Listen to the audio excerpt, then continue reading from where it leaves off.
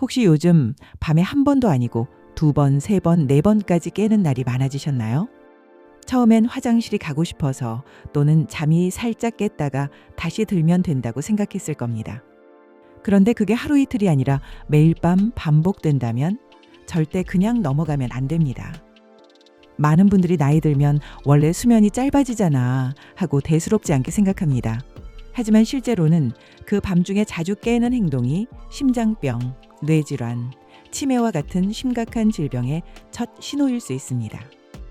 저희 시청자 한 분도 밤에 자주 깨는 건 화장실 때문이라 생각하다가 건강검진에서 심장기능 저하와 고혈압이 동시에 발견됐습니다. 병원에서는 몇 달만 더 늦었어도 큰일 날 뻔했다고 했죠. 2019년 미국 수면학회 연구에 따르면 밤중에 3번 이상 깨어나는 사람은 심혈관 질환 위험이 2배, 치매 위험이 1.7배 높다는 결과가 있습니다. 잠을 잘 자는 것은 단순한 생활 습관이 아니라 건강을 지키는 첫 번째 방패입니다. 오늘 영상에서는 밤중에 3번 이상 깨면 의심해야 할 질병 7가지를 실제 사례와 함께 알려드리겠습니다. 아마 들으시면서 이건 나 얘기다 싶은 순간이 있을 거고 그 순간이 바로 여러분이 병원에 가야 하는 이유일 수 있습니다. 끝까지 보시고 지금의 작은 신호를 놓치지 마시길 바랍니다. 1번. 수면 무호흡증. 경기도에 사는 68세 김모 씨는 몇 달 전부터 이상한 경험을 했습니다. 잠을 자다 갑자기 숨이 막혀서 벌떡 깨는 일이 잦아졌죠. 아내는 코골이가 심해져서 그러는 거 아니냐며 대수롭지 않게 여겼습니다. 하지만 점점 낮에도 피곤하고 계단을 오를 때 숨이 찼습니다. 결국 건강검진을 받았고 결과는 중증 수면 무호흡증. 의사는 김 씨에게 이 상태로 몇 년만 더 방치했다면 심장마비 위험이 크게 높아질 수 있었다고 경고했습니다. 2021년 하버드 의대 보고서에 따르면 수면 무호흡증 환자는 심근경색 위험이 최대 3배, 뇌졸중 위험이 4배 높습니다. 특히 시니어층은 호흡이 멈추는 동안 혈압이 순간적으로 급상승하고 심장이 불규칙하게 뛰면서 혈관 손상이 빠르게 진행됩니다. 미국 국립보건원은 하룻밤 30회 이상 호흡이 멈추는 중증 환자의 경우 10년 내 사망률이 일반인보다 2배 이상 높다고 경고합니다. 코골이는 단순한 소음이 아닙니다. 밤마다 뇌와 심장이 산소 부족 상태를 겪는 것과 같습니다. 이는 매일 밤 작은 심장마비를 반복하는 것과 다름없습니다. 생활 습관 예방법, 체중 조절, 복부 지방은 기도를 압박해 무호흡을 악화시킵니다. 옆으로 누워 자기, 기도가 열려 무호흡 빈도가 줄어듭니다. 취침 전 음주, 수면제 피하기, 호흡 근육을 이완시켜 증상을 악화시킵니다. 정기검사, 2주 이상 코골이, 무호흡 증상이 지속되면 반드시 수면다원 검사. 2번, 신부전 심장기능 저하. 70대 이모 어르신은 몇 달 전부터 밤만 되면 숨이 차서 자주 깼습니다. 앉으면 숨이 편해지고 누우면 숨이 가빠졌죠. 가족들은 단순한 노화라고 생각했지만 건강검진에서 나온 결과는 심부전, 즉 심장이 충분히 혈액을 내보내지 못하는 상태였습니다. 의사는 이렇게 말했습니다. 심부전은 조기 발견이 생명을 구합니다. 이미 증상이 나타난 뒤에는 회복이 쉽지 않습니다. 대한심장학회 자료에 따르면 심부전 환자의 50%는 증상 발현 후 5년 이내에 사망하며 심부전을 방치하면 급성 심장마비와 부정맥 위험이 급격히 상승합니다. 밤중에 숨이 차서 깨는 이유는 누운 상태에서 혈액이 폐 쪽으로 몰려 폐부종을 일으키기 때문입니다. 이로 인해 뇌와 전신이 산소 부족 상태에 빠지고 수면이 끊기게 됩니다. 심부전은 한번 발병하면 완치가 어렵습니다. 조기에 발견하고 생활 습관을 철저히 관리해야만 생명을 지킬 수 있습니다. 밤에 숨이 차서 깬다면 심장이 SOS를 보내고 있는 것입니다. 잠시 괜찮아지니까 괜찮다는 생각이 가장 위험합니다. 생활 습관 예방법, 저염식, 하루 소금 섭취 5g 이하로 제한, 규칙적 유산소 운동, 무리하지 않는 걷기, 실내 자전거, 체중 변화 기록, 며칠 사이 2kg 이상 급격한 증가 시 의사 상담, 정기 심장 초음파 검사, 고혈압 당뇨가 있는 경우 최소 1년에 한 번. 3번 전립선 비대증, 과민성 방광. 65세 박모 씨는 매일 밤 화장실을 4-5번 오갔습니다. 처음엔 나이 드니 어쩔 수 없지라고 생각했죠. 하지만 낮에도 피곤하고 외출할 때마다 화장실 위치부터 확인하는 생활이 이어졌습니다. 결국 비뇨기과를 찾았고 검사 결과는 전립선 비대증. 의사는 이대로 두면 방광 기능이 영구적으로 손상될 수 있다고 말했습니다. 여성의 경우에도 비슷한 사례가 많습니다. 68세 이모 여사는 밤에 소변이 마려워 자주 깼고 검사 결과 과민성 방광 진단을 받았습니다. 원인은 노화로 인한 방광 근육 약화였습니다. 대한비뇨의학회 보고에 따르면 전립선 비대증 환자의 40% 이상이 야간뇨로 인해 수면 장애를 겪습니다. 과민성 방광 환자는 전체 여성의 약 30%를 차지하며 나이가 들수록 비율이 높아집니다. 밤에 소변 때문에 자주 깨면 깊은 수면이 방해받아 면역력 저하, 기억력 감퇴, 심혈관 질환 위험까지 증가합니다. 야간뇨를 단순 노화로 여기고 방치하면 방광이 늘어나거나 약해져 소변을 스스로 조절하지 못하는 상태로 진행될 수 있습니다. 치료 시기를 놓치면 평생 소변 주머니에 의존하게 되는 경우도 있습니다.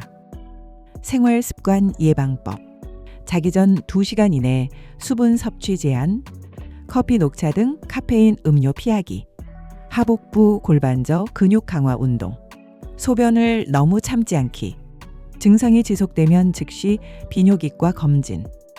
4번 위식도 역류 질환. 66세 최모 여사는 몇 달 전부터 새벽마다 가슴이 타는 듯한 속쓰림에 잠에서 깼습니다.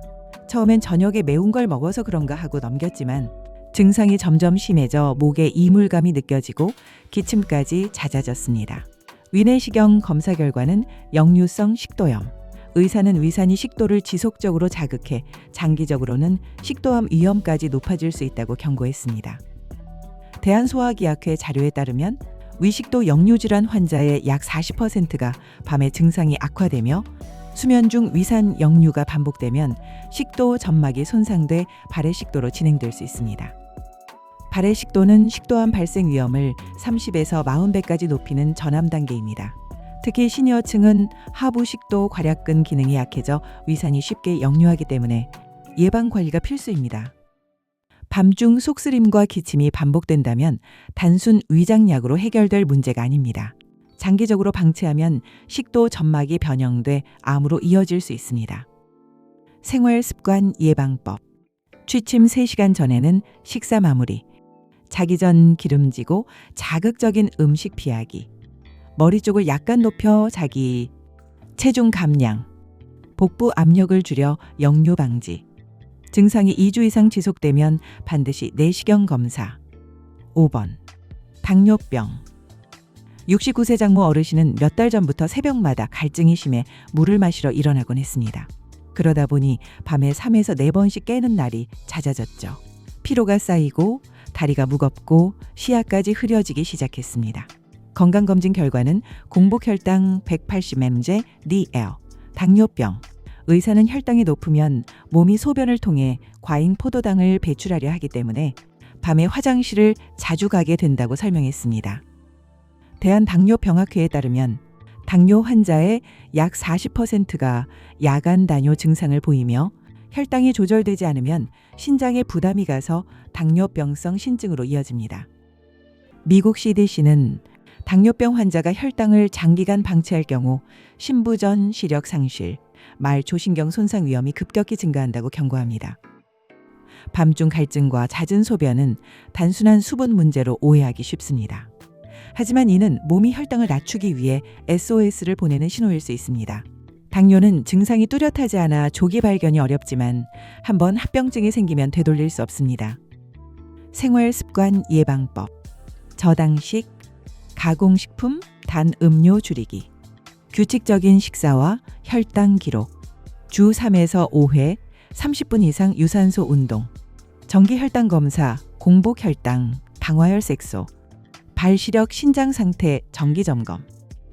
6번 우울증 불안장애. 72세 윤모 어르신은 특별히 아픈 곳이 없는데도 새벽 2, 3시마다 눈이 떠지고 다시 잠들기 어려웠습니다. 처음엔 나이 드니 잠이 줄었나 보다 했지만 점점 의욕이 사라지고 좋아하던 TV나 산책에도 흥미를 잃었습니다. 가족의 권유로 정신건강의학과를 찾았고 진단명은 우울증이었습니다. 의사는 시니어 우울증은 수면 패턴 변화로 먼저 나타나는 경우가 많다고 설명했습니다. 대한정신건강의학회에 따르면 우울증 환자의 90% 이상이 수면 장애를 동반하며 특히 시니어층에서는 새벽 각성이 대표적인 증상입니다. 불안 장애 역시 마찬가지로 만성 불안이 있는 사람은 정상인보다 수면 중 각성 빈도가 3배 이상 높습니다. 미국 국립정신건강연구소는 시니어계의 수면 장애는 신체 질환보다 정신건강 문제로 시작되는 경우도 많다고 경고합니다. 밤에 자주 깨고 다시 잠들기 어려우며 낮 동안 기운이 없거나 의욕이 떨어진다면 단순 수면 문제가 아닐 수 있습니다.